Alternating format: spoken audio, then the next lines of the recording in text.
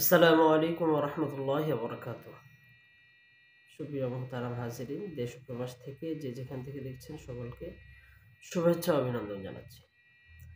মুহতারাম হাজিরিন, আল্লাহ পাক রব্বুল আলামিন কোরআন শরীফের অনেক লম্বা একটা অংশ জুড়ে বিভিন্ন সম্প্রদায়ের বিভিন্ন জনগোষ্ঠীর ঘটনা বিবৃত করেছেন, বয়ান করেছেন। মিল্লাতকে, জাতিকে তার থেকে তাদের দোষ ত্রুটিগুলি থেকে শিক্ষা গ্রহণ করে নিজেদেরকে সচেতন সতর্ক রাখবার জন্য।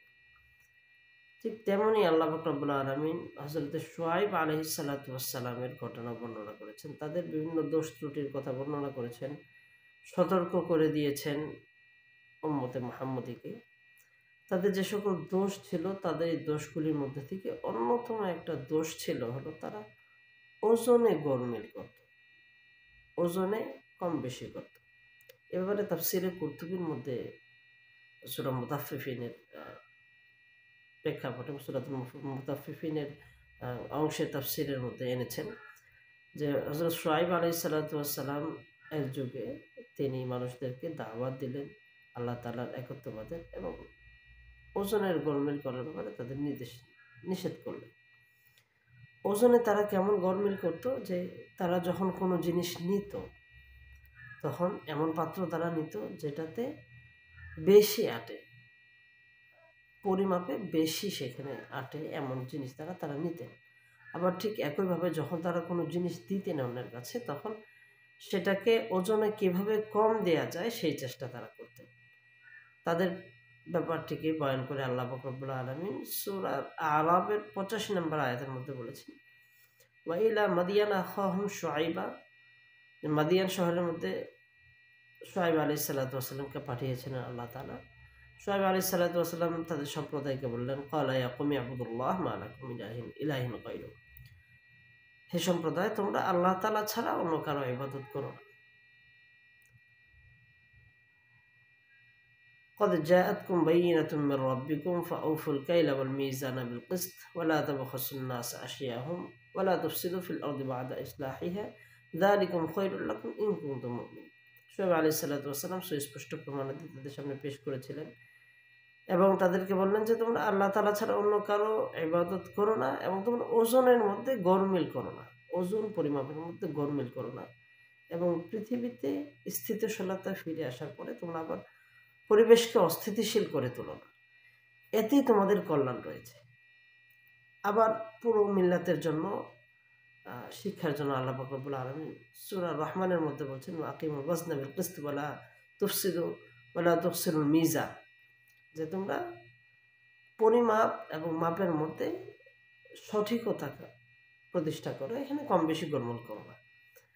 আল্লাহ পাক রব্বুল আলামিন ওজনের মধ্যে কম না দেওয়ার মধ্যে বান্দার কল্যাণ নিহিত রয়েছে, এই বিষয়টাকে আল্লাহ পাক রব্বুল আলামিন বর্ণনা করেছেন। যেমন তিনি বলেন, ওয়া আউফুল কাইলা ইযা কিলতুম ওয়াজিনু বিল কিসতাসিল মুস্তাকিম যালিকা খায়রু ওয়া আহসানু তা'বীলা, যে তোমরা ওজনের মধ্যে গরমিল করো না, পূর্ণ ওজন বুঝিয়ে দাও, যালিকা খায়রু ওয়া আহসানু তা'বীলা, এটা তোমাদের জন্য কল্যাণ রয়েছে। এতে আসলে বান্দার কল্যাণ অনেক কিছুর মধ্যে থাকে যেটা বান্দা অনুভব করতে পারে না, মানুষ উপলব্ধি করতে পারে না, কিন্তু আল্লাহ তাআলা সুনিশ্চিত জানে। আমরা ভাবছি, অনুধাবন করছি, যারা ব্যবসা বাণিজ্য করছে ওজনের মধ্যে একটু গোলমিল করছে এবং ভাবছে যে না এটা আমার লাভ হয়ে গেছে। আসলে লাভ তো হয়নি, বরং তার জন্য এটা বিশাল ক্ষতির একটা কারণ হয়ে দাঁড়িয়েছে।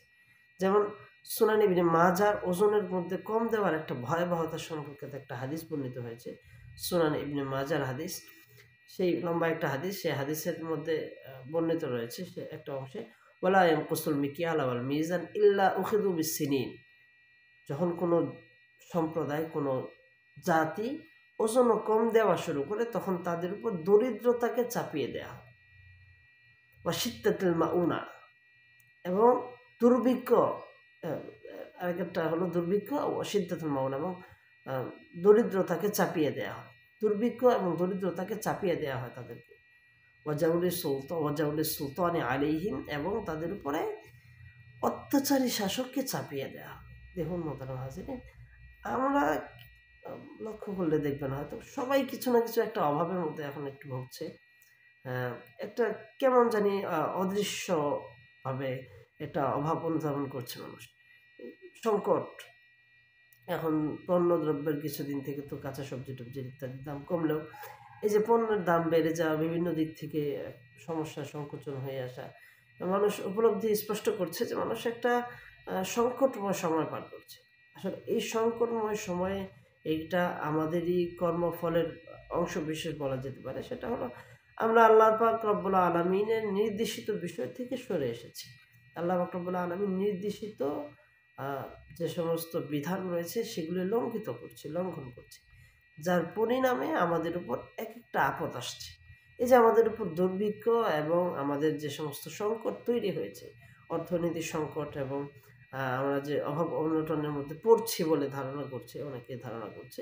এই সবকিছু মূল কারণ হলো যে আমাদের আমলের মধ্যে ঘাটতি এবং নিঃসন্দেহে এটা বলা যেতে পারে ইবনে মাজাহ এর হাদিস দ্বারা যে এই যে আ দেয়ার মধ্যে, পরিমাপের মধ্যে, সংখ্যা গণনার মধ্যে গোলমিল করা হয়, এই গোলমিলটা অন্যতম একটা কারণ বলা যায়। তাই আমাদের উচিত কোরআনের এই আয়াতগুলি থেকে শিক্ষা গ্রহণ করা, রাসূলের এই হাদিসকে সামনে রেখে আমাদেরকে যা ব্যবসার মধ্যে সবাই কে করছে? ১০ জন করছে, করুক ১০ জন। আমি ব্যবসার মধ্যে অনিয়ম উশৃঙ্খলতা করব না। আমি পরিমাপে কম দেব না। আমি কাউকে ঠকাবো না। কাউকে ধোঁকা দিব না। আপনি এই মনোভাব নিয়ে যদি ব্যবসা-বাণিজ্য করতে পারেন তাহলে যালিকা খায়রুন ওয়া আহসানু তা'ওয়িলা, তাহলে এর মধ্যে নিশ্চিত আপনার জন্য কল্যাণ নিহিত রয়েছে। আপনি এর কল্যাণটা সুস্পষ্ট, তাৎক্ষণিক না হোক। অল্প কিছু সময় যাওয়ার পরে অবশ্যই চাক্ষুষ দেখতে পারবেন। তাই ন্যায়সঙ্গত পথে থাকবো, কাউকে ঠকাবো না, কাউকে ধোঁকা দেব না, কাউকে ওজন কম দেব না। আল্লাহ পাক রব্বুল আলামিন আমাদেরকে কাউকে কম দেয়ার ক্ষতি থেকে, কাউকে ঠকানোর ক্ষতি থেকে নিজেদেরকে হেফাজত রাখবার তৌফিক দান। আসসালামু আলাইকুম ওয়া রাহমাতুল্লাহি ওয়া বারাকাতুহু।